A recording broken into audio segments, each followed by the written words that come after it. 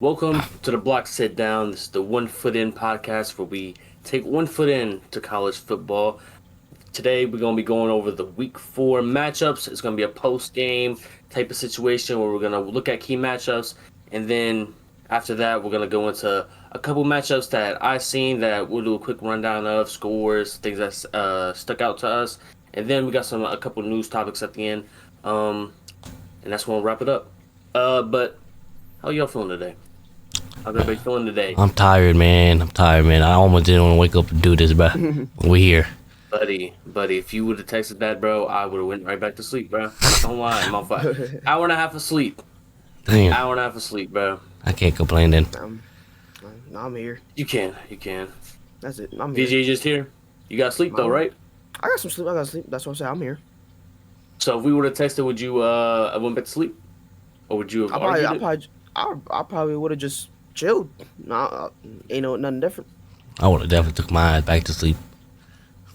But we're here for a back-to-back. It is Tuesday when we're recording this, midday. So we got a lot of games to get into, a lot of things that I seen that felt pretty important. We got the first game up. We got a Florida matchup.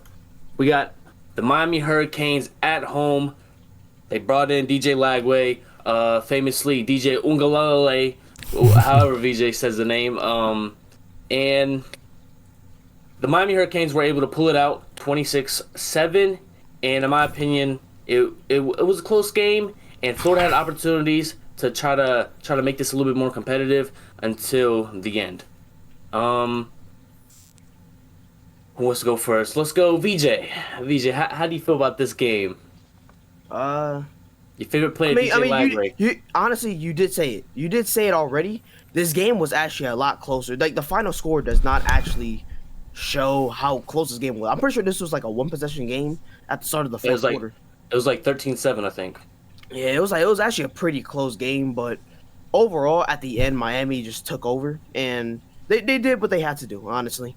They toughed it out at the end. You know, they showed it all throughout the end of the game, especially like they were just basically beating down on Florida. Honestly, it was honestly just a solid, gritty game. Like, I was watching the game, dude. Weather conditions were crazy. It was like a tropical storm over there. So I was like, yeah, these guys are huffing and puffing in that. And then overall, like, Miami, it definitely was questionable at times. It definitely looked very, very open at times. But I mean, Florida has fucking DJ Ugalele, so it's like, what the fuck can they really do? So it's like, okay, whatever, I guess. But, you know, overall, good effort by both teams. I think Florida's defense is actually standing out to me very, very well. But this offense can't get nothing rolling, so it's kind of tough. I have something I would like to share with everybody. Slicks, can you scroll up just a tiny bit? Let me look at the tabs, and I'm going to show you why Florida didn't win and why Billy Napier is a terrible coach. Let's go to play-by-play. Play-by-play. We're going to go to play-by-play, and we're going to see a 3-and-out on the first quarter, a 3-and-out in the second possession in the first quarter. We're going to see 7 plays, but they had a punt. We're going to see another 3-and-out in the second quarter, another 3-and-out in the second quarter, another 3-and-out in the second quarter. So you go into the half with somehow you're down only 2 touchdowns, and you've punted and only had 1 drive that wasn't a 3-and-out. You go into the third quarter, you score a touchdown. 11 plays.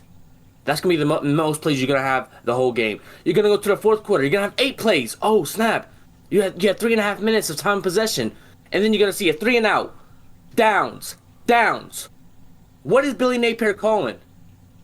How does this team have two 4-down drives at the end of the game, because they had to, and every other drive outside of 2 or 3 was all 3-and-outs? Like, what are you doing? You had the game. You just had 3-and-outs every single time. And DJ Lagway threw 50 times last week, like I famously said, and this time he threw 23 times with 12 catches, 61 yards. I cannot put this on DJ Lagway. He protected the football this week. He only had 61 yards, but it's the play calling. Billy Napier tried to establish his run game way too late in the game, and it was somewhat working, but I don't know what more you want from Lagway. And that Florida defense was playing up the best they could, bro. They made Carson Beck look normal, in a Carson Beck world, in a college football world right now, where Carson Beck looked like one of the top 3 Heisman candidates at the moment. And I wouldn't say Carson Beck played a bad game by any standards. He just didn't look unstoppable. He looked like he came back down to earth. But then you look at the run defense.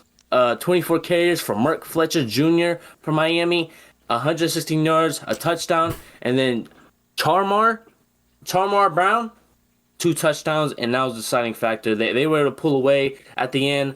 But yeah, this is a game that for a Florida team that kind of needed to win before this goes off the rails. We're not off the rails. We're beyond the rails. We're crashing, and Florida now just is going to continue to crash, and it's going to be a downward slope because now it looks like Billy Napier just doesn't trust DJ Lagway with the ball or something. Like, if you're just going to have him get thrown out there and it's just going to be 3 and outs and you're just fine with 3 and outs, you need to give up your head coaching spot. Put the headset down and let somebody else come in with some balls to throw it, bro. Because this is just not how you're going to win football games. This is the number 4 team in the country now. Our number 2 team in the country now was the 4 when you faced them, and you're in their city. So why not try to let your nuts hang and try to go crazy to make a 2-2 record and try to like stop an undefeated team? I don't know. That like it's on the play calling. Like, I can't really say much about Lagway. Like, he protected the football this week, a QBR of 24. That's so insane. Like, I'm at a loss for words, bro. Billy Napier shouldn't have a job, and he somehow still does. But I think if the downward spiral continues into next week and the week after, like, I'm gonna be asking Florida and whoever represents Florida above Billy Napier, why does he still have a job? Because it's a team that had high hopes. DJ Lagway had a lot of potential, and now it's like we're scared to throw the football. Miami defense, shout out Ruben Bain. I've seen him in Heisman candidate projections and stuff like that and rankings at the moment. He's been looking unstoppable in that Miami defense. So Miami got 2 players in the Heisman rankings this week. And shout out Ruben Bain, shout out the Miami defense. They're able to get it done, but it didn't look good by any means. It wasn't clean at all, and you was able to pull away at the end. But this is a Florida team that looked very beatable. And you should have probably beat them by more, and it looks like you beat them by more, but it really was close. And it's just the fact that, like, you were right there. So if you're 7-13 for the longest, why not just like do something to try to open this game up? And it was like they just didn't trust Lagway at all. They wasn't letting them throw it. They wasn't, like, the play calling was terrible. I don't gotta overemphasize that. It just shocked me. Quick question: How long has Billy Napier been with Florida? Couple years. Couple years. I remember. Couple years. Yeah, Okay. years. At least like 3. I remember like 3. Okay, who was the head coach before Billy Napier?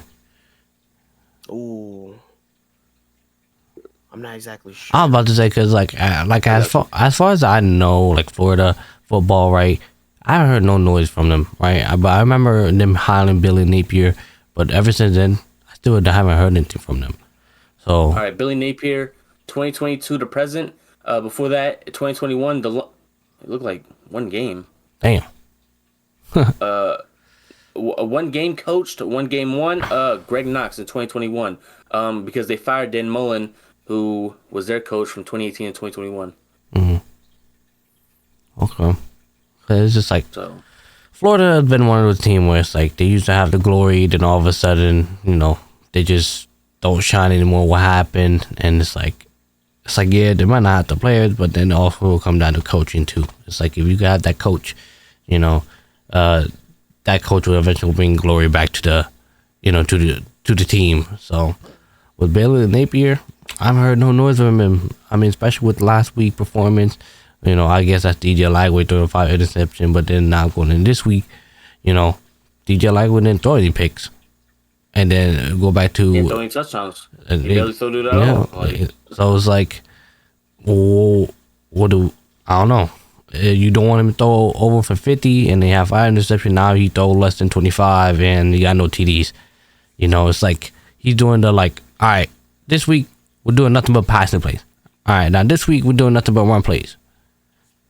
I don't think that's it was kind of like, buddy, like you didn't have a first down. I think you had like one first down in the first half. So it's like obviously what you're doing is not working. And it's the fact that like the big plays just wasn't a factor for the receivers. You see, who's that? Who's that? Brown a third. He had the longest with 12 yards. That was his longest catch, bruh. That's insane. Like I That's don't know how you crazy. expect to win football games in college football against number 4 team in the country, and your longest pass is 12 yards when you have a good pocket passer, like a good quarterback that could throw, and you let him drop back 12 or let him throw 23 times. He 12 catches and only 61 yards. You expect your quarterback to end the game with 61 yards and y'all somehow win? That's not how football works. Like if, I get at least against the number 4 team in the country. Yeah. I mean, I would like to say more, but well, I have to admit, I ain't watch any of these games due to other reasons. So, yeah, I got no comment really. Yeah. I will say that Carson Beck interception kind of kept them in the game a little bit. I think they got the ball and it was the first play and he instantly threw into like double coverage. It was one of the Damn. Carson Beck. I'm like, yeah, is this Georgia 2024 again? It was just something that was just funny to me because I'm like Carson Beck not having the best game and then that didn't help. But obviously Florida couldn't take advantage, so it didn't really matter at the end of things. But shout out the run game that Miami established, bro. They didn't really need to rely on Carson Beck's arm because that run defense for Florida just wasn't doing anything. And you can see with 190 on the ground.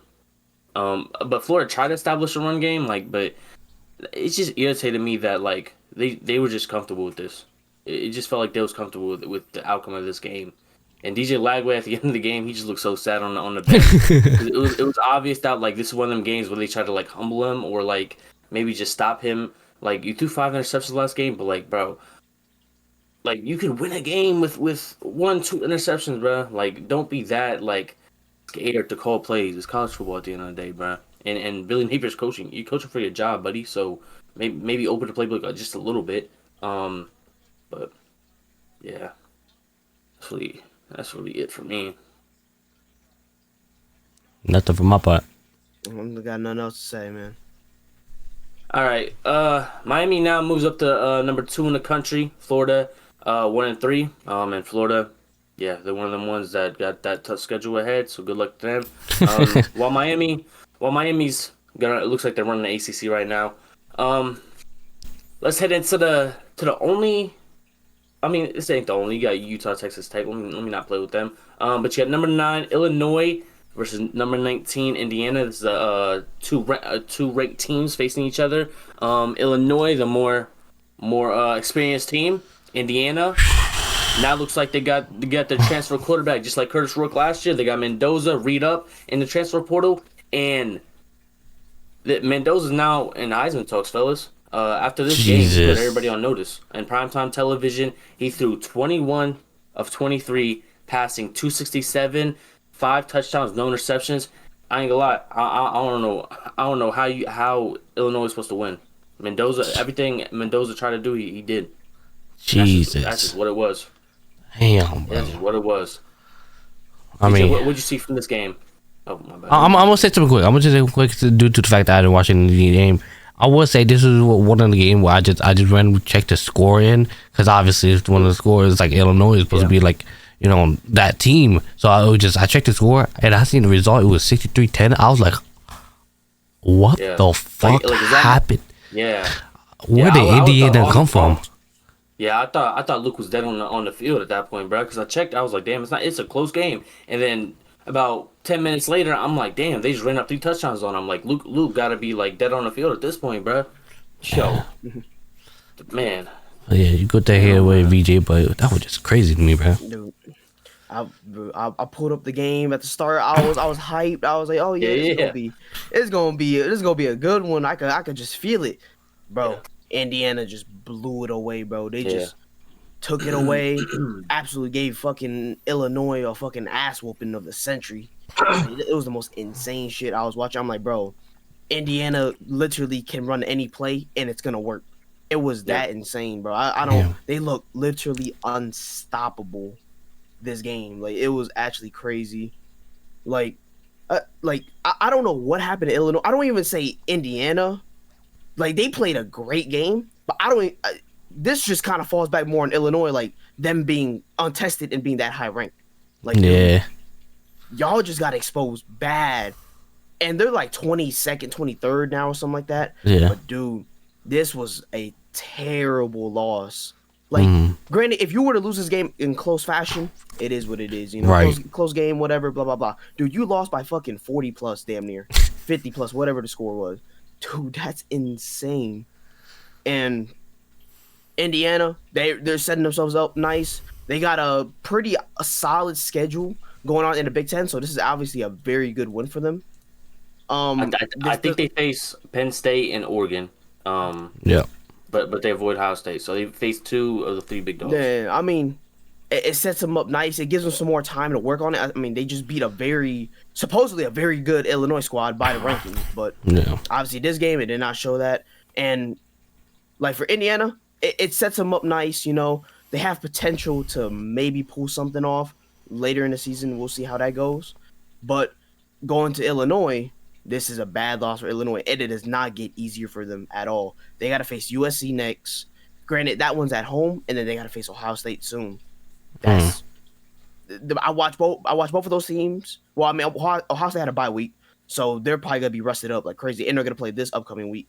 And then I watch USC, and USC looks solid. This is not gonna be an easy game for Illinois.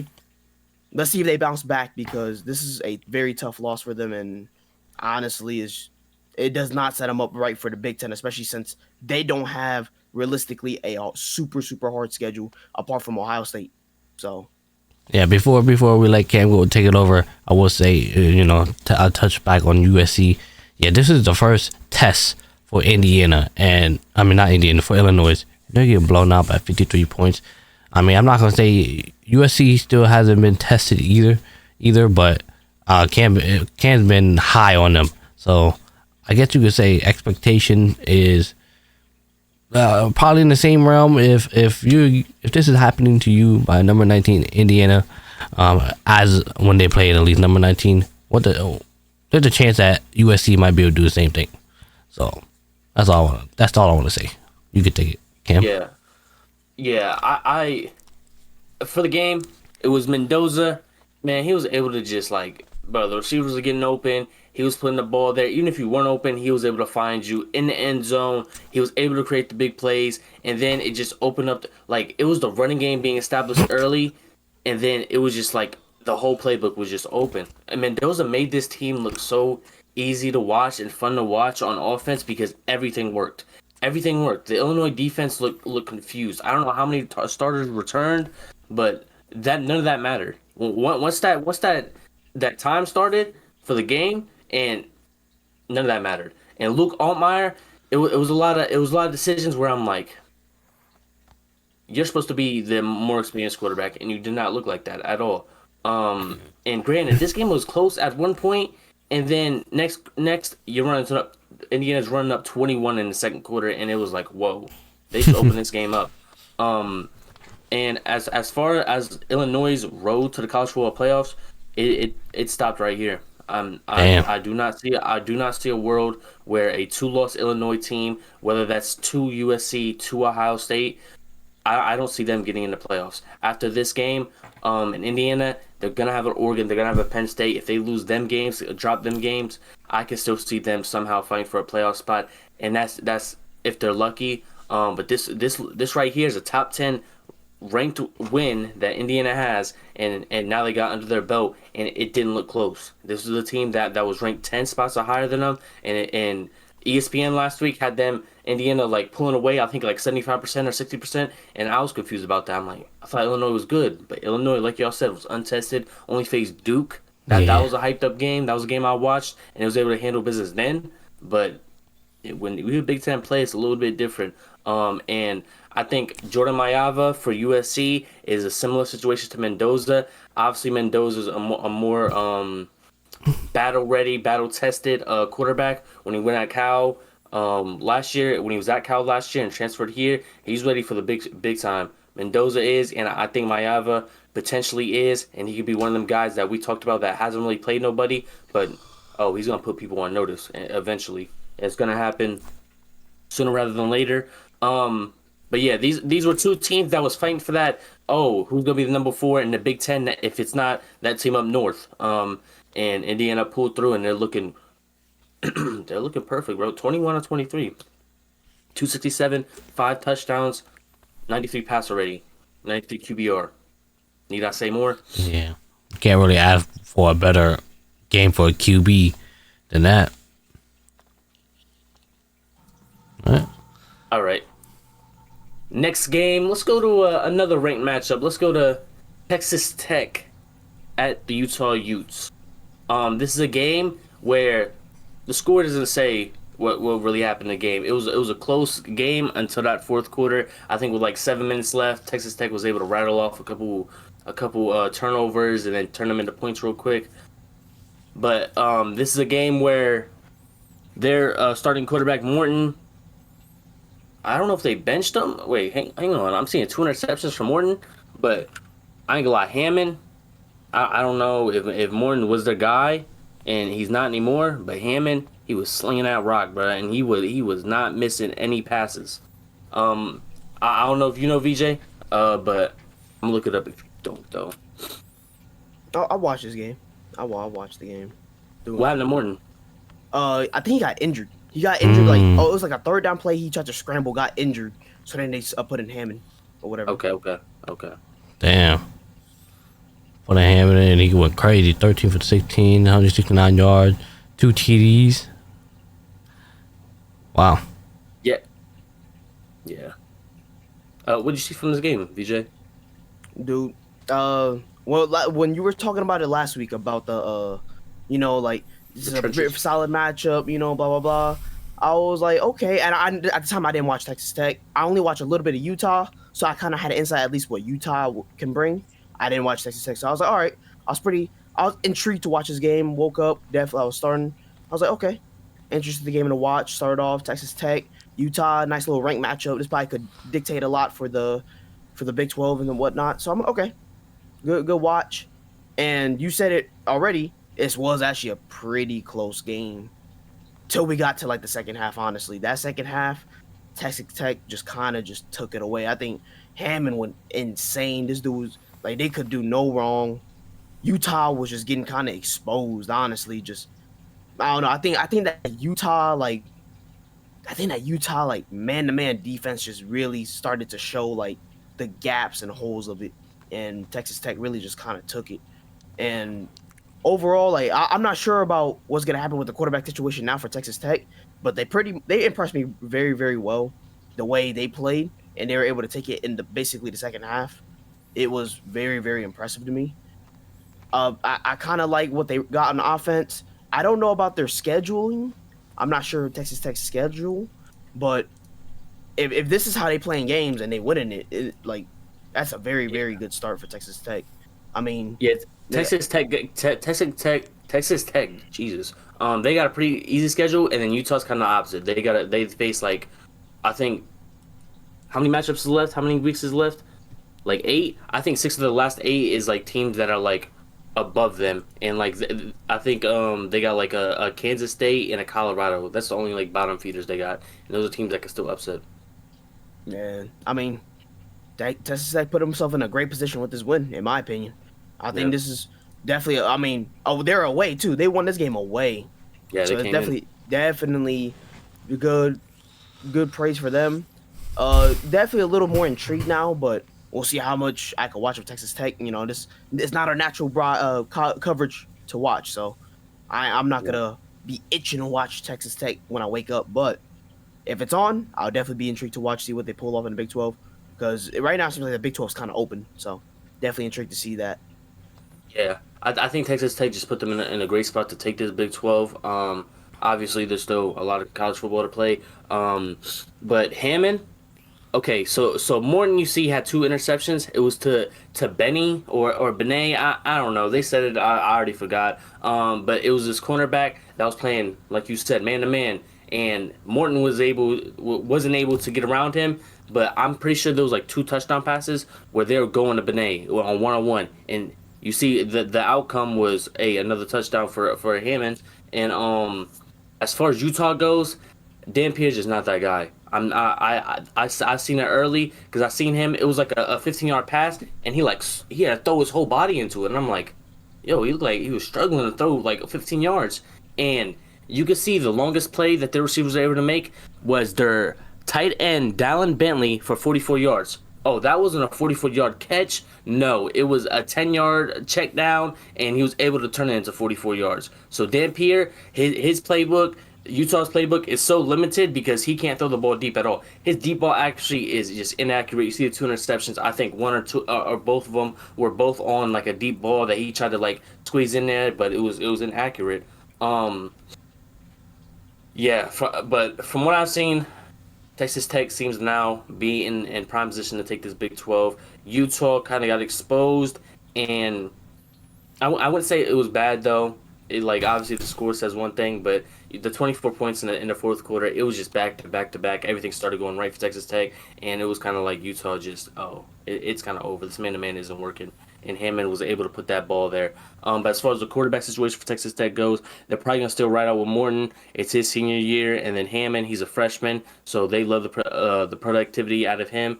I think he's a redshirt freshman. I think he played some games last year for him, so he's just gonna step in next year and be that guy, unless Morton starts shitting the bed.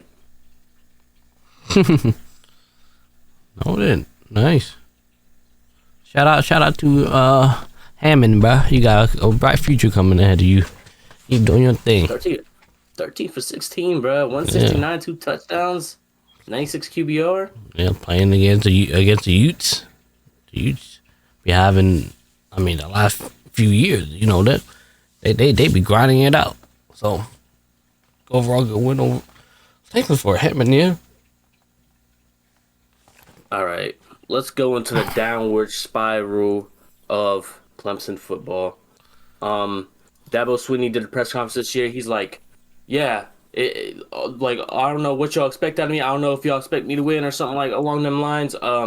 Yes, buddy, we hold you to a different standard because you're Dabo Swinney and you're Clemson. So maybe you should probably win games unless you don't care about your job. And he said in the post game interview, yeah, like if y'all want to fire me, you can fire me. Like, I don't know why y'all hold us to different standards. And you can go to a different program, Dabo, like just like you wanted, because yeah, Fran Brown came in Death Valley and made it look like Happy Valley. It did not look good. He looked very comfortable in there. I was hearing the Clemson fans start booing at the end. I'm like, yeah, Dabo, you better take this all in because this is your doings. VJ, how you feel about this? Dude, I mean, listen, as to what happened as an Ohio State fan, what happened to us a couple years ago against Clemson, this is more than happy for me to see the downfall of Clemson.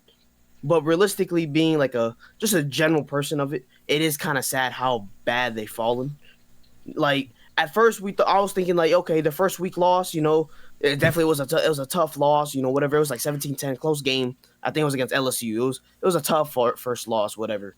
Then these guys are fucking duking it out against second week. I think it was against like Troy or some. I'm like, dude, what? How are you going bang for bang with Troy?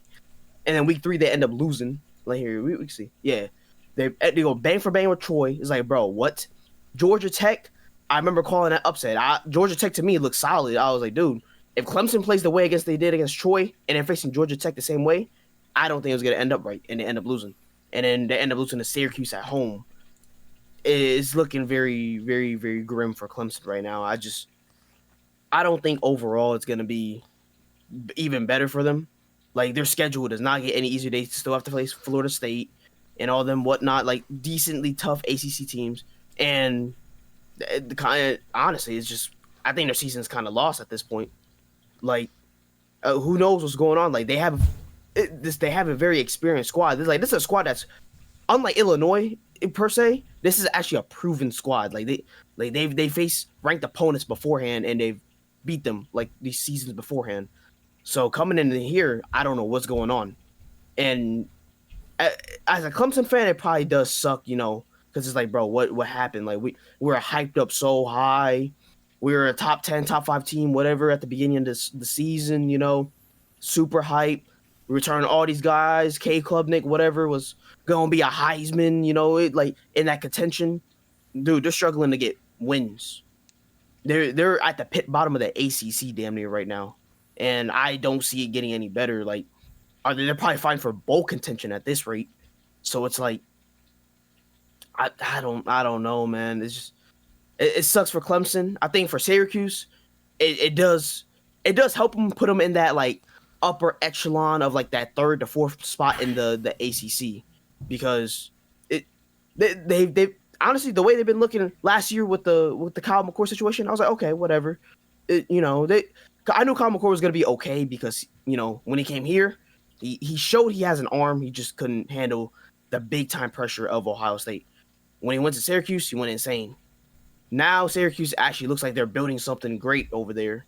I don't think they're gonna do the best, but they definitely set themselves up nice to at least be in like that 3rd to 4th place spot in the ACC. So overall, I don't know. I think Clemson just they might be rock bottom right now, and then this is a good one for Syracuse at the end. So I could really say to sum it up.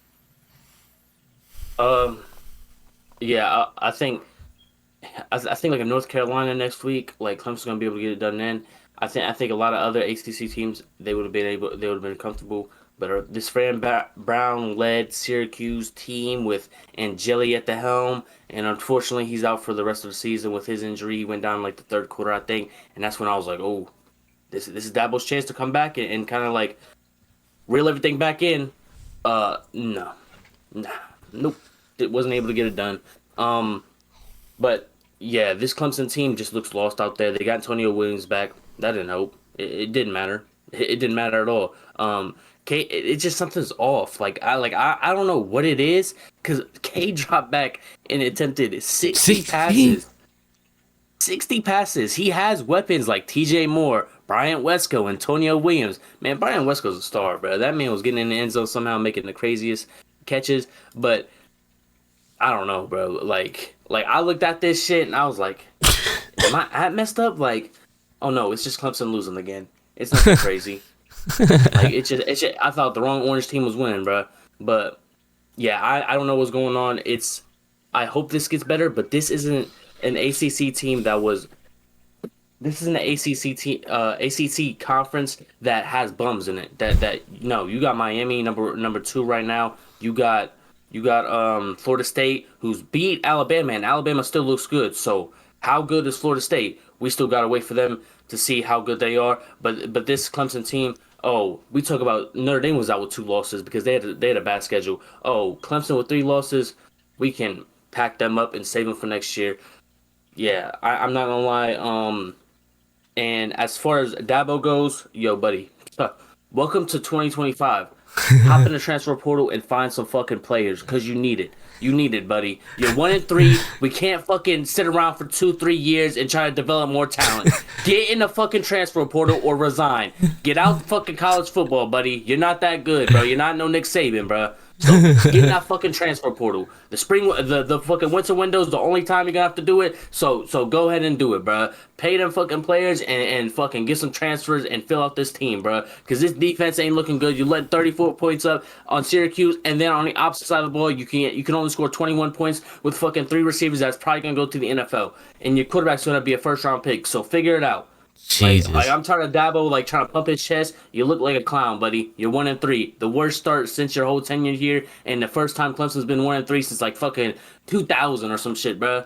Like holy shit. Y2K is crazy, bro. Lock it in. Figure it out. Well, it's just funny to me because Dabo said like he was the first 15-0 team.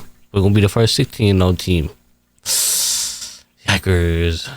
Barely even see you making bowl contentions. Like, how? Damn, I didn't think like I could ever see Clemson fall this hard. I'm not gonna lie. So this is pretty shocking to me. But definitely for Maybe what, after Dabo.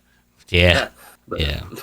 But for what VJ said, like what Clemson did to us, bruh, to Ohio State, but yeah, it makes me happy to see. But for the future of Clemson, it's not looking so hot, man. Because Clemson's always been that the upper echelon teams, yeah. So now seeing them is like struggling to make bowl contention. It's just like, damn, bro, just damn. It's just damn, bro. I don't know what else to say. You can't hide in that ACC now and expect to just hop in that ACC championship because now you got 3 losses. This is like a bittersweet moment, bro. Like Yeah. like we got Alabama like ranked like the lowest they've had since Nick Saban got hired in 2007 or whatever, and now in the same season we got Clemson. Yo, Yeah. 1-3 is crazy, bro. Yeah. I love it. I love to see it. Too. That would just show. That press conference last week just made him look like a clown now, bro. You just let Fran Brown outcoach you, bro. Go Fran Brown. Alrighty. All right. Yeah, we're not gonna be talking about Clemson for a while. By the way, so, no need. Like if they lose, if they lose now, it's no longer an upset. You're just trash, buddy. Like Syracuse is 3-1. They were supposed to win. Figure it out. Let's go on to the SEC matchup. We got another ranked matchup. We got Oklahoma and Auburn. Number 11, the John Mateer-led Oklahoma Sooners faces their old quarterback from last year, Jackson Arnold, the team that knew Jackson Arnold the most. We got this Oklahoma defense. I don't know if we could scroll down to them sacks. We could do some quick maths. They had double-digit sacks. Oh. They had double-digit sacks. The Auburn wide receivers, I don't know. Bro, Jackson Arnold was holding on to the ball too long, yes. But holy shit, bro. Did he have no one to throw to, bro? Like, I was expecting him to just start throwing to himself at that point, bro. It got to a point. It got to a point where I'm like, buddy, they had 7 sacks in the first half. And they ended with 10. So, there was 2 that was on the last drive. That Jackson Arnold was in his own end zone, got a safety, and that was the 10th sack. Was a safety. But John Mateer, like it was very similar to what matchup was that? The Carson Beck led Miami team. They looked beatable, and Jackson Arnold had opportunities to win. It just, it was some piggyback shit, bro. Like Jackson Arnold had to be Superman out there, because the run game could never be established, bro. And this offensive line was just getting cooked. This defensive line was all over him. A lot of the time he was holding on to the ball too long, yes, but bro. Like Cam Coleman only had 3 receptions, but it was 3 receptions, like 2 DPIs in the end zone, another DPI to help them. Like he was that guy. Cam Coleman's like was his favorite target, been his favorite target all year. But man, he was everything on paper. DJ, Man, this game was actually a pretty fun game to watch. Jackson Arnold basically coming back to Oklahoma, a little bit of a reunion. Honestly, though, to talk about Oklahoma, first off, they did look beatable. Definitely look beatable, honestly, though. Surprisingly, I'm surprised they didn't put a little bit more, the way they've been getting so much hype and traction. But they're on an upward trajectory right now. Still building up. Their next game is against Kent State, so definitely a good, solid build-up game before the Red River rivalry. But overall, though, I mean, apart from the offense for Oklahoma being kind of shaky at times, Oklahoma's defense, specifically that D-line, is absolutely killer, bro. These guys had 10 sacks. That is the most in Oklahoma, like, all time. Damn. Like, all time, that's the most. 10 sacks is insane. Like you just said, Jackson Arnold was definitely holding up on a little longer than usual, but can we really blame that fact that apart from maybe Cam Coleman, there's no other guy I was able to, at least for me, when I was watching, I didn't see no one else even open. I looked at the box score and I'm like, wait, he only had 3 receptions? Bro, I felt like he was the only one getting open, bro. I swear. So I'm like, dude, obviously, like, I understand they couldn't run the ball. Like, this is when I started watching heavy, it was around like the second half, basically when it was a tight contested game and stuff like that. But that Oklahoma D-line basically stuffing the lanes. They're getting sacks. It's like, okay, you got, like, can we do some screens? Something? Like maybe get like 3 yards. I'd be happy with 3 if I was Auburn at this rate. Dude, they were getting negatives. Sacks, tackle for loss. I'm like, dude, these guys were being held pretty bad by Oklahoma's D-line. And overall, for Auburn, it's not the end of the world, but it's not the best look. Now you're kind of in a bit of a hole in this SEC type of scheduling. Like, we obviously know at the end they're going to face Alabama, but then at the rest is like the way y'all perform against Oklahoma, you can't perform against the rest of the time in the SEC. Like you're looking to improve. Now you're looking to kind of get out of a hole with this loss, especially just the way it turned out to be. I think for Oklahoma, this is definitely a good win in a sense of your defense showing out, looking great. But realistically, I think the first real matchup I would like to watch. I mean, they did play Michigan, but that was a bit of a realistic. That should have been a bit of a different story. But this Oklahoma team, they're preparing for Texas now, which will honestly start that would basically start Oklahoma's run of like the multiple SEC depth schedule that they have, damn near. So it's definitely a good insight into that. I think for Auburn, like I said, they're just in a hole right now, and we'll see if they improve. Honestly, I feel like they can. I just think I don't know if it's coaching or something. They just gotta tell Jackson Arnold, just throw it to Cam Coleman, bro. Like, dude was solid.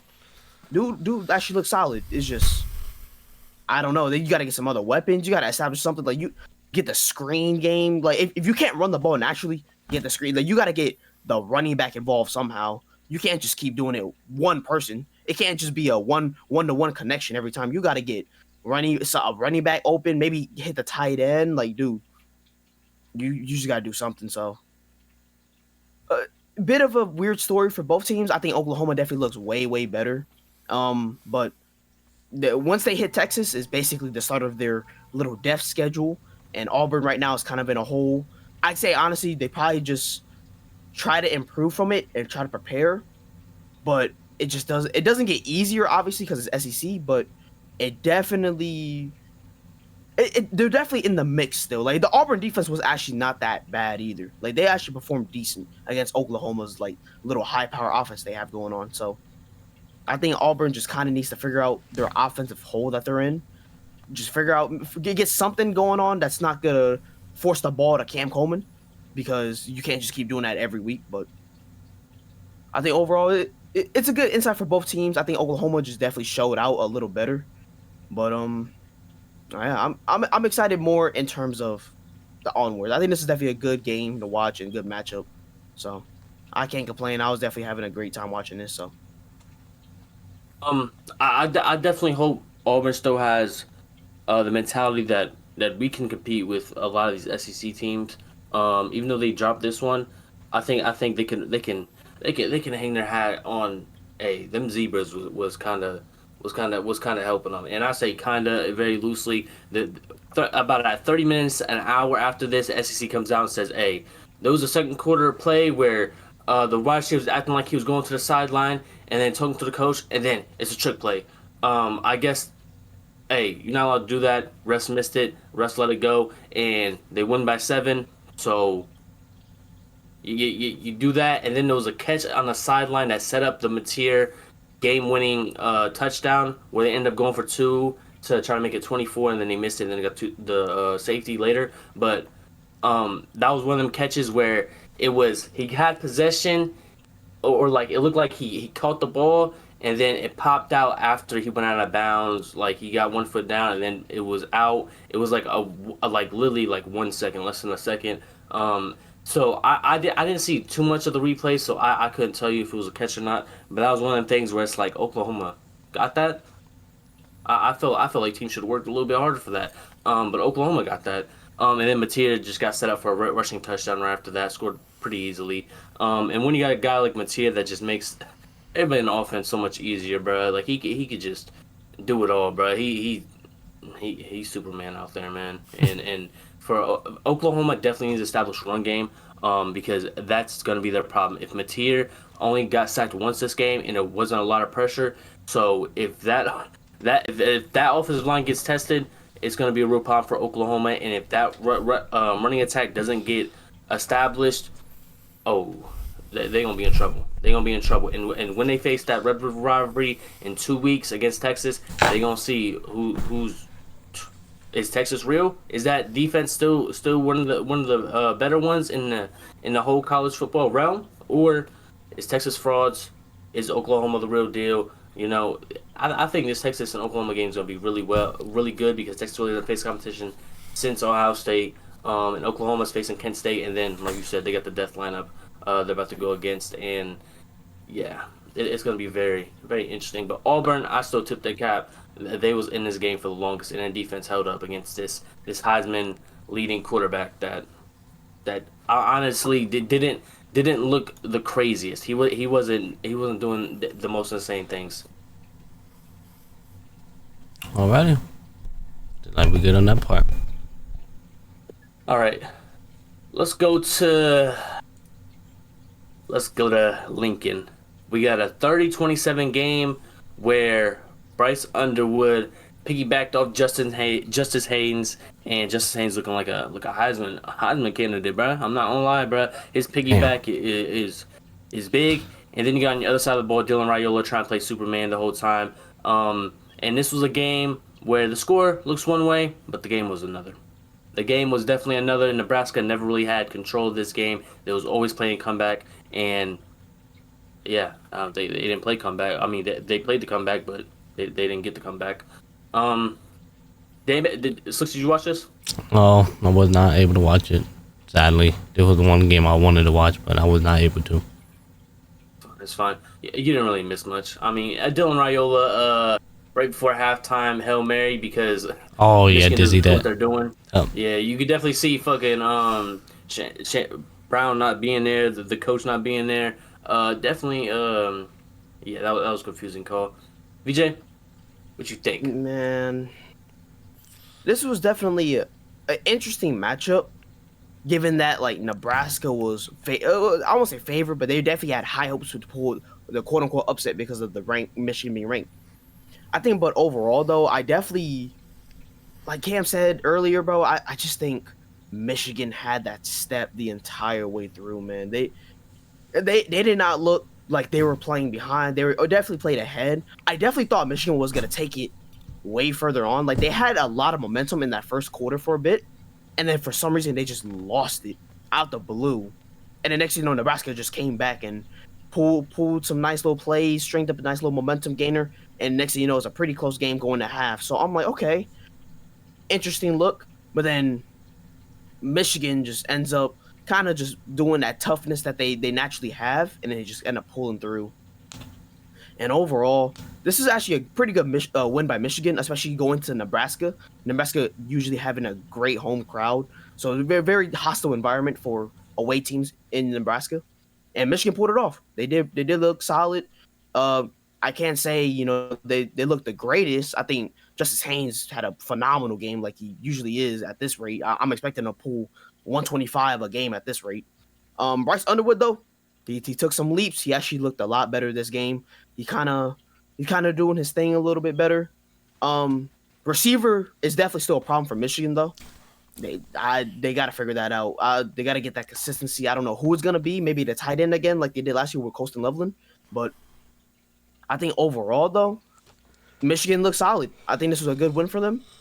This definitely helps them lead into like the schedule for them, especially since they don't got a strong Big Ten schedule. This is definitely a good one for them. Nebraska, on the other hand, it's not the end of the world. It doesn't help, obviously, in the Big Ten play, but it's not the end of the world. I think I've seen a lot of good from it. The only bad they got to fix, honestly, is I feel like they got to be more aggressive on play calling. There was too many times where it was kind of passive play, and then especially when like Dylan Raiola was just kind of like, he was doing a little bit of Patrick Mahomes and kind of just taking his time and then unnecessarily scrambling at times. So I'm like, you got to cut that down a little bit, buddy. Like, I understand you're Patrick Jr., not today. You be your own dude. So, I mean, I'm not gonna lie. I'm real quick, bro. This man Dylan Raiola rushed for 7 and lost of 49. Jesus Christ. sacks is the sacks. Sacks, yeah, damn. He was running around that pocket, bro. I hate college stats, bro. That shouldn't even be a thing. Yeah, Gotcha. but the Michigan D-line definitely showed out. Like I said, this sets up Michigan very well, nicely into the Big Ten play. I think Nebraska, this isn't the end of the world, but they're kind of in the Auburn where they're kind of now in a hole. They don't got an easy schedule, but they don't got a hard schedule. They just got to figure this out. They definitely still be like a ranked team. They could probably be within like the top.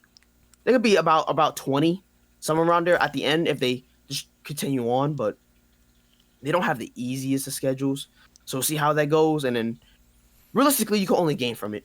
I think Nebraska still is on that like losing streak of losing to ranked teams. I think they're on like 21 straight ranked losses, so it's just kind of insane, but it is what it is. Overall, the good showcasing by the Big Ten.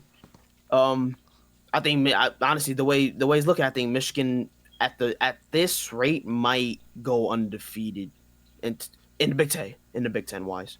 I think Nebraska. Like yeah, I'm telling you, Michigan does not have a tough schedule in the Big Ten, dude. Like it's like maybe USC is comp, but even then, I don't know. Like, I mean, we just got to see. I think overall it's kind of just a bit of a mix for both teams. I do think Michigan has a very good chance of being undefeated in Big Ten play. What? The way it's looking. No, they're not. They're not about to win that 12:00 game at the end of the year. Yeah, buddy, that last No, I was saying until they face automatic loss. I was saying until they face us. Oh, okay. Like, I think it's a college football podcast, but we went on Ohio State one too. So No, I'm saying like they looking solid. They're setting up themselves very nice for Big Ten play until they face us, basically. But so I just think they definitely this is a good win. I can't complain for Michigan. They look solid. They just got a few gaps to fix up, especially in the receiving game. I think overall their DBs are still kind of being untested, but overall good showcasing by Michigan. Nebraska in a smaller hole, not like Auburn is, but you know, still got to figure it out. Right now, they're definitely going to be in the middle of the pack now for Big Ten.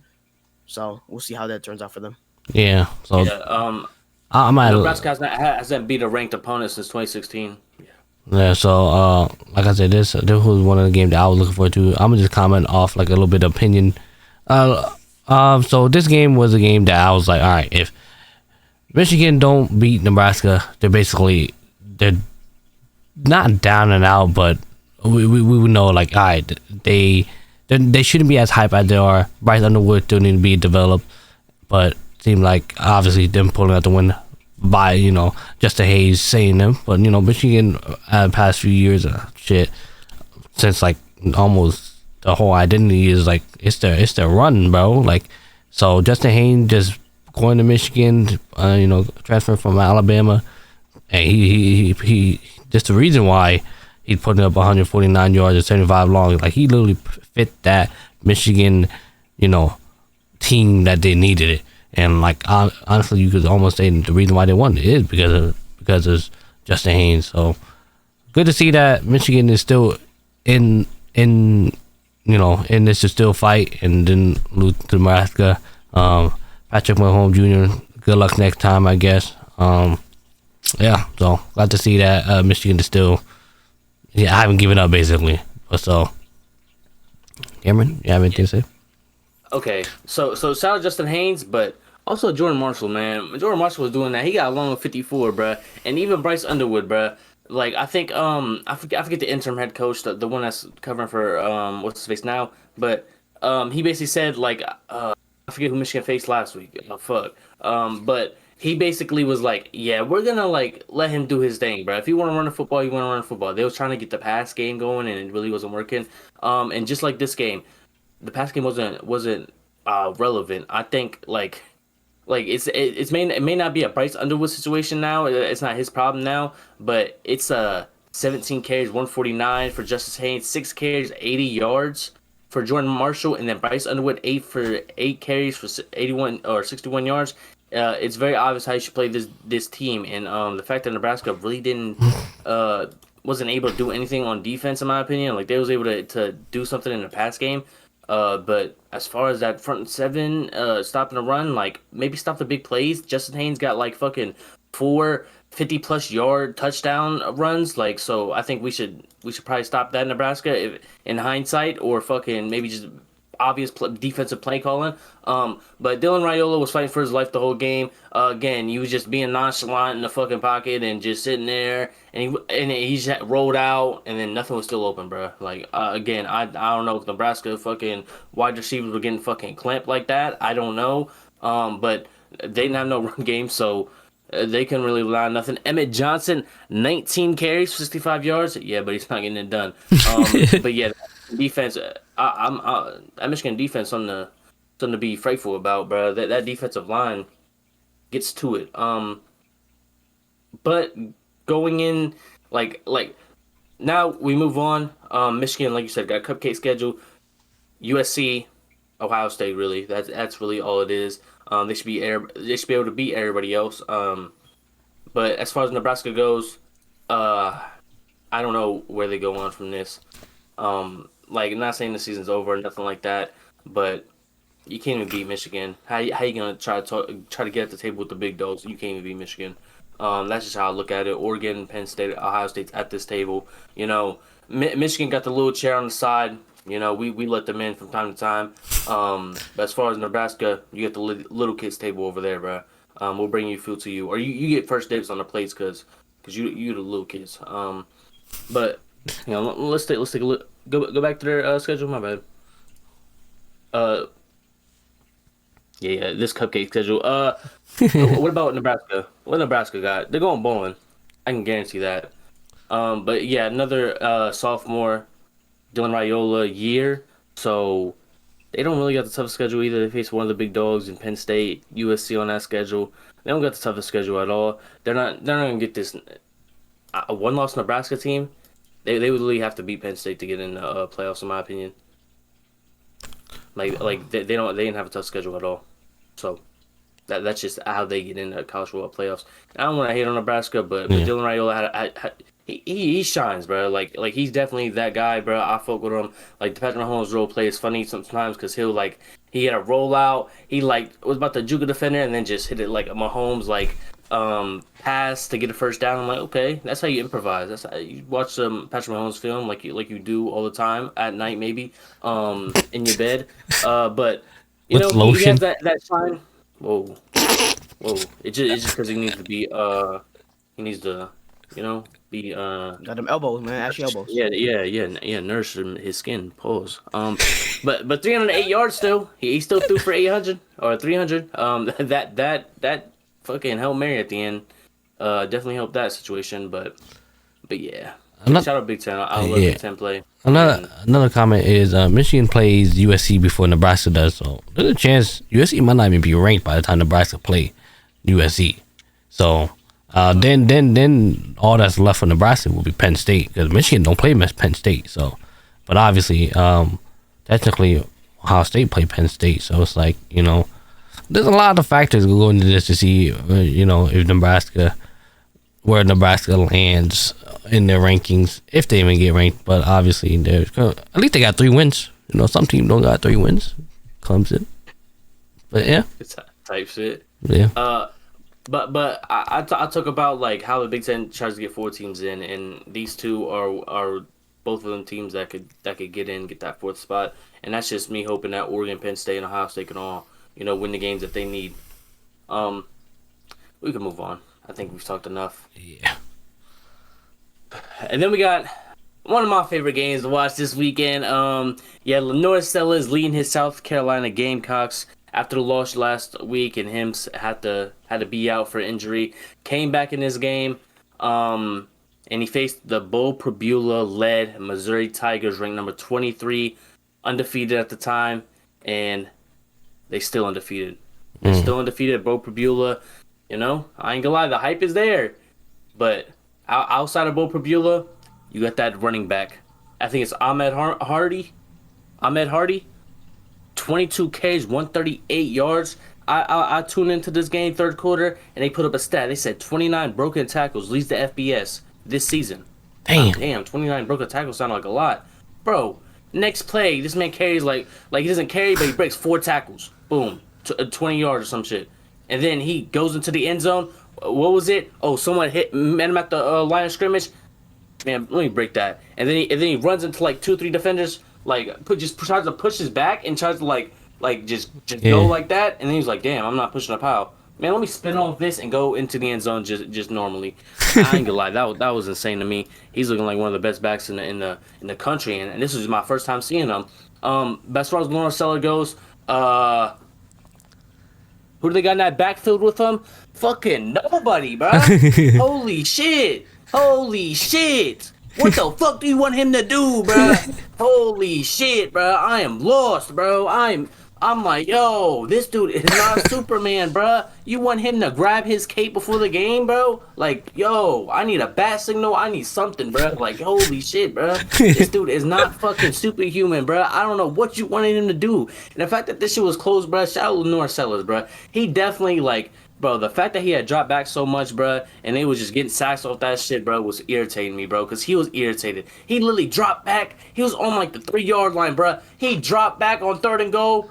Bro, there was 3 people right there to meet him, bro. He couldn't get that shit off, bro. There was no one open, and he had just fall on it, bro. And then the dude, it was funny because the defender's like laying next to him after he sacked him. He's like cheering, dancing, and she Lenore Sellers just throw the ball against the ground, bro. He pissed, like, bro.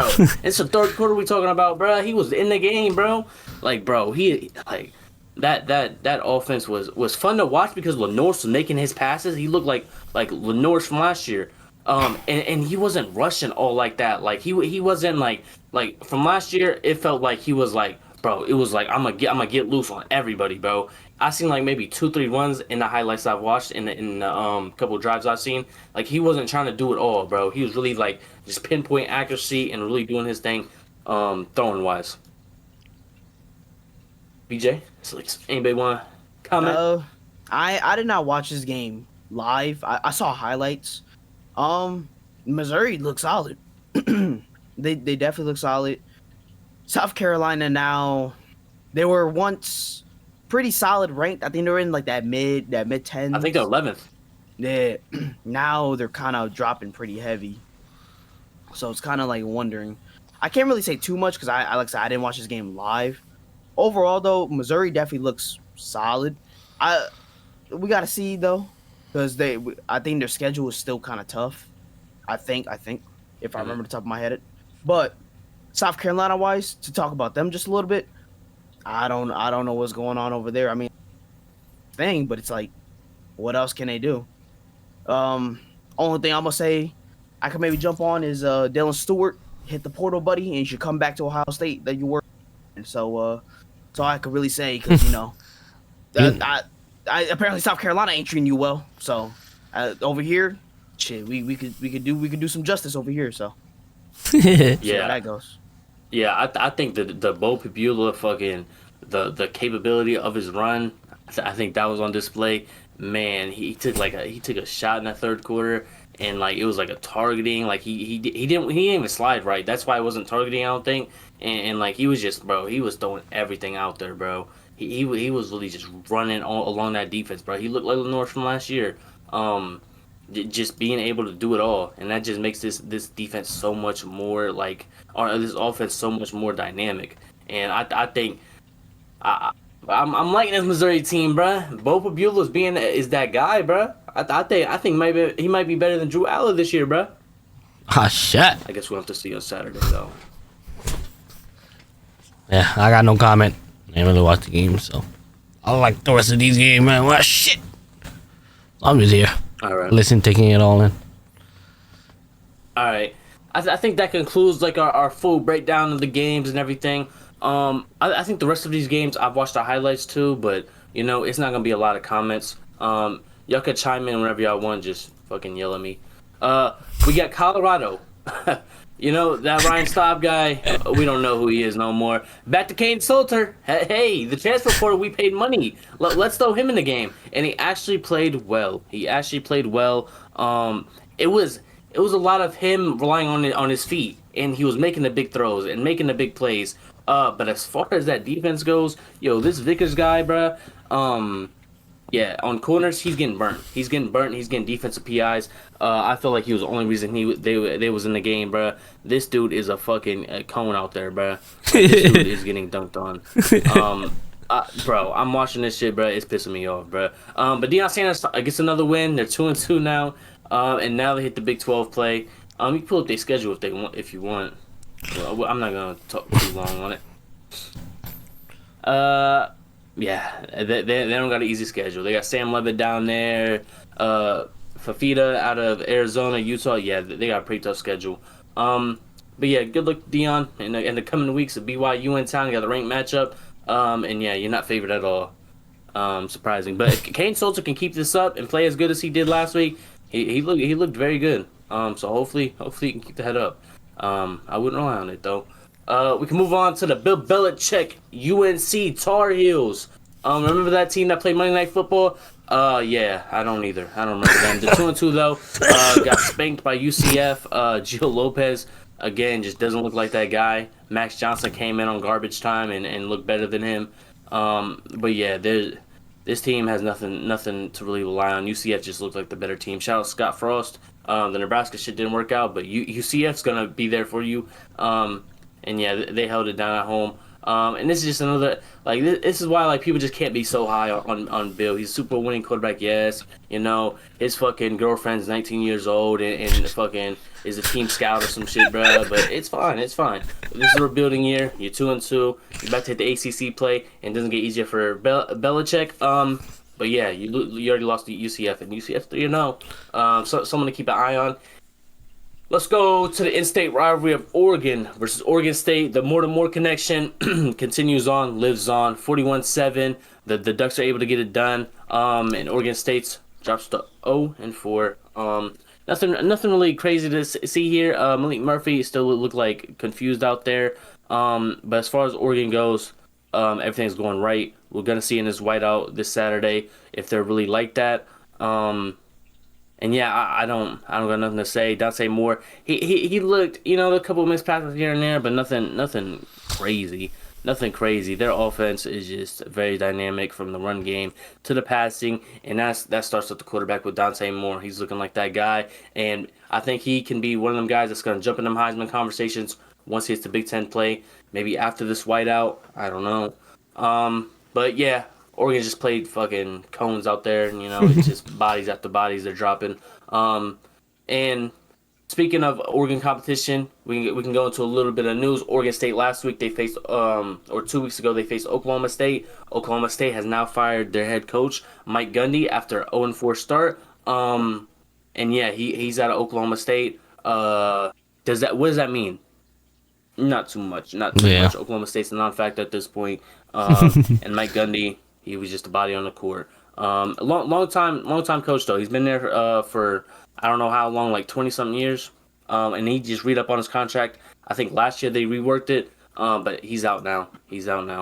And then we got Arch Manning. He over here standing over Sam Houston, the 0-4 Sam Houston team, one of the worst FBS teams this season. And he's over here standing over bodies like he's really like that. Like, buddy, do that against Ohio State. Or do that against SEC competition. We'll see you at the Red River. Arch Manning, you're not like that. Your mom put you in your place like she should. You won 55-0. Shout out to you. You had your best game ever. Best game this season. Funny enough, it's against Sam Houston, buddy. Like, I don't know how they're FBS. They should be Division II. But shout out to you, man. Shout out to you. 18 for 21. 309 yards, 3 touchdowns. Can we get a round of applause for the Heisman favorite going into the season? He's beating Sam Houston, guys. Everybody look. Okay, we can go into a actual good game. Maybe not on paper, but we got Ole Miss winning 45-10 against the Tulane Green Wave. Tulane, they beat Duke. They beat Duke. You remember Duke? Yeah, Dan Mensah and the Duke Blue Devils fell to this team, and you just see the level of competition that's just different with SEC and ACC. Ole Miss, again, Austin Simmons wasn't starting this game. He was called as an emergency quarterback. But when you got Trinidad Chamberlain, nah, you don't need no emergency quarterback. He got it all. He again, 300 yards passing, 2 touchdowns. Looked like that guy. Look what he did on the ground. 14 Ks, 112 yards. And they're about to go into an LSU game where Austin Simmons is back and is fully recovered. I ain't gonna lie. If it's looking a little scary, they might have to go to Trinidad. And that's why I'm hearing. Like, they don't go with the better guy. And then we can move on. And Ole Miss goes to 4-0, by the way, 13th in the country. And they're facing that LSU team this weekend. And now we can go into Notre Dame. Notre Dame, we talked about them last week because they got 2 losses and they didn't have a win. They were still ranked somehow. The 24th got their first win against Purdue, guys. Thanks, CJ Carr. You actually played pretty well. And Jeremiah Love, Jesus Christ. Am I seeing 157 yards, 2 touchdowns? Jadarian Price, 74 yards, 3 touchdowns. I ain't gonna lie, this backfield might be the best in the country. I think that team up north got a pretty scary backfield, but Notre Dame is right there with them. I think both of these guys could go maybe day 2. Jeremiah is looking like he's gonna be a day 1. CJ Carr's looking way better out there, and more comfortable out there. So you can only hope that they can get a shot in the college football playoffs. Maybe that at-large spot, but I doubt it. They got no conference, no one really to play left, and it looks like their season got cut after week 2. And then we can move on to some Big Ten play. Team I'm very high on. I love the quarterback in Jaden Mayava, USC, 25th ranked team, 145-31 on Michigan State. I felt like it wasn't as close as this. Maybe I'm tripping, but USC, the receivers on that team were able to just hold their hand out. Mayava was able to put it there. There was a questionable play call. If you know, you know. But Michigan State, dropped the 3-1, but it wasn't close. But I don't know. I feel like they gave USC a run for their money for a little bit. But shout out Aiden Childs, he did his thing. But yeah, nothing much to talk. We're going to talk about USC in the coming weeks. They got some Big Ten play, some ranked matchups, and this is where their schedule gets a little bit tough, and we get to figure out if USC is really like that. Now moving on to the Big 12, we got Sam Leavitt, Jordan Tyson coming back and beating Sawyer Robertson. Sawyer Robertson was was on the Heisman list, top 5 at one point, but now Baylor's 2-2. They got beat at home. Arizona State came to their shit and just ran them out the building. I ain't gonna say ran them out the building. It was a very close game at the end. But shout out Sam Leavitt. He looked a little bit better. He was making them throws to Jordan Tyson, to anybody. And I like that run game. That run game was established, and a lot of it came from Sam Leavitt. He was able to scramble and get loose on them. And yeah, that Baylor defense, I don't know. It's very questionable to this point. But the Big 12 is still wide open. Arizona State still has a chance to win that. And I'm still very high on them. I think the Jordan Tyson Sam Leavitt connection is still good, even though they dropped that game. But now we can move on to more Big Ten. Something I want to keep my eye on is that Maryland team. Guess how many wins they had last season? 4. How many do they got this season? 4. They led by Malik Washington, a DMV native in the Maryland area, freshman quarterback. Oh, he's looking like the real deal. Wisconsin, looking like the same old Wisconsin. Shout out Luke Fickell. No, do not shout out him. He's trash. They need to fire him. 2012 Ohio State. I'll never forget that. 6-6, worst season I ever watched. But as far as this Wisconsin team goes, lost in the mix. They're not gonna be fighting for nothing this year. But Maryland, sneaky team. Going bowling for sure. But how far can Malik Washington lead this team? Find out in the next episode. We got Memphis versus Arkansas. Memphis upsets Arkansas, an SEC team, at home with their Brandon Lewis-led transfer quarterback, fucking 5-year senior, 6-year senior, something like that, beat another senior quarterback in Taylon Green, and it was just one of them games where you just let Memphis stay in the game to the point where it was out of your control. Arkansas had the ball, I think, on like the 10-yard line, and they had the game won. And what happens? The running back fumbles the ball. They fumbled the ball in the clutch and lost them the game. Man, Brandon Lewis was making them throws. He was looking like that guy out there. But Sutton Smith, oh my God, look at that run. Look 147 on the ground. Brandon Lewis was there too. Man, that game was fun to watch. Shout out Memphis. And then we got the last game. Kind of a shocker to me. CJ Bailey, if you didn't know, he's one of my favorite quarterbacks. Why? He played high school football with Jeremiah Smith. That's why he had racked up on them yards. CJ Bailey had great games leading up to this game, but Darian Menzel was just too much for him. They lost. CJ Bailey had 3 interceptions, and a couple of them were bad. I'm not gonna lie, but Darian Menzel played a lot better. And he scroll up a little bit. Damn, 166 yards for Terrell Anderson, for CJ Bailey. Like, CJ Bailey is a gunslinger, but man, a couple of them interceptions was on him. I think they'll fall on him. But Darian Menzel, he was able to distribute that ball and actually look like a Darian Menzel that I could watch. In the past weeks, I couldn't watch them.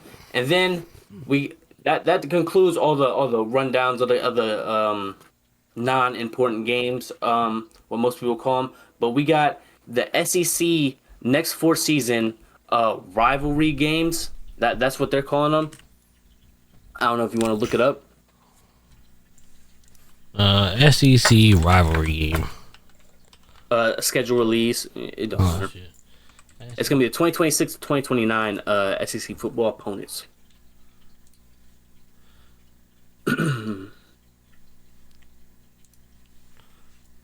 Oh shit. Boom. Oh Boom. Look at it. Official. god damn. Yada yada yada. Is there Nothing for me to even click, bruh. I don't know. It was just a graphic scene. I don't got that shit, gang.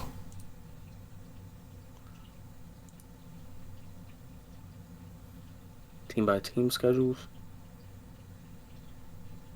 I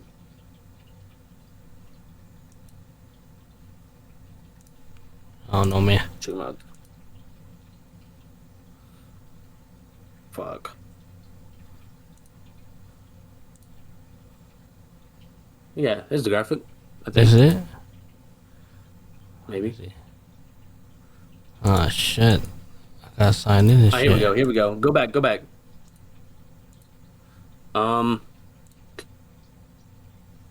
Do SEC schedule release and go to images.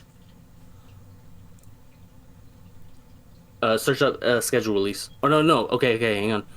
Go to the 8th one on the first row. It's gonna be third from the right. Yep. There we go. Instagram. Can't open that shit. That shit mad blurry, bro. What's up? It's Instagram, bro. I could do this, bro. Can you zoom in or no? Let's see. Fine, begin. Yeah, there we go.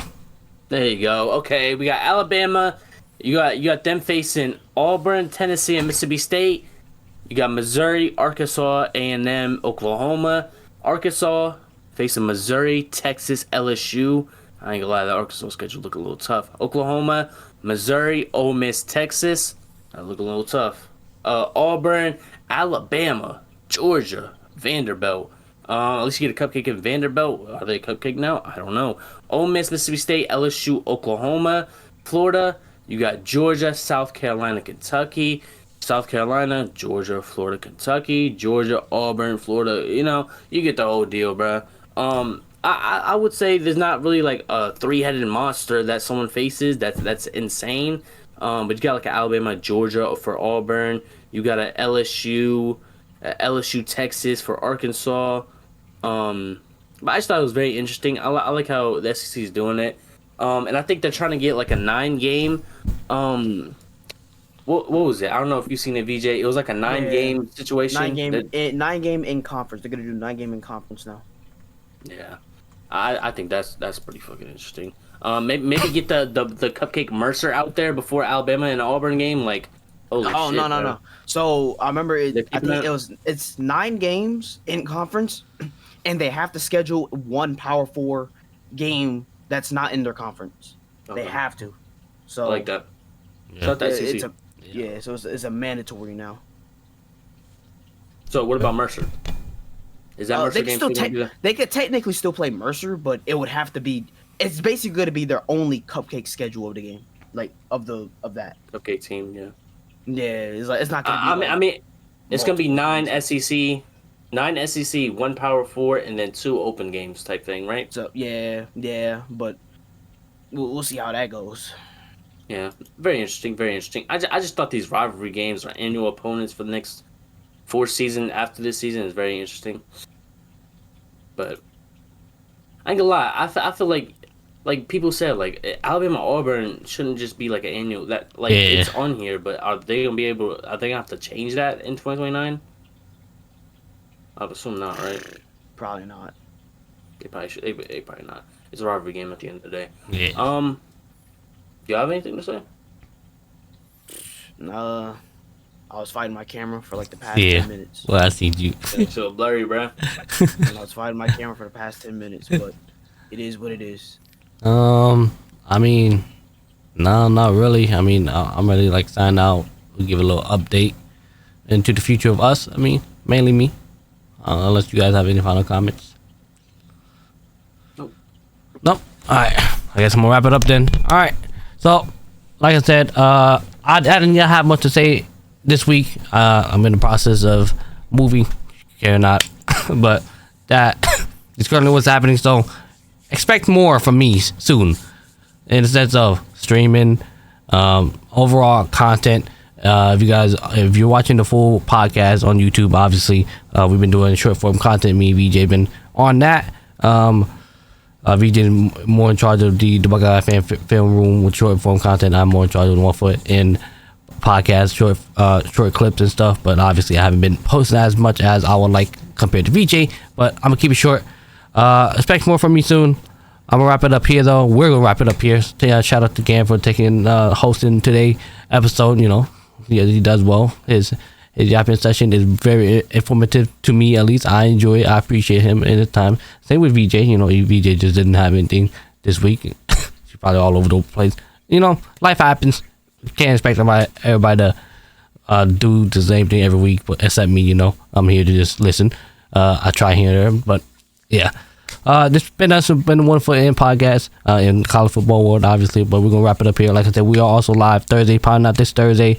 Go down in the description. There's a link. It's my link. Go follow me on Twitch. That's where we'll be live at. And yeah, if you guys haven't clicked that subscribe button, you made it to the end of the video. Also, you're sitting here watching this. Go down there and click that subscribe button. Also hit that like button. But yeah, it's been us. We appreciate all the love and support. But I'll catch you guys. We'll catch you next.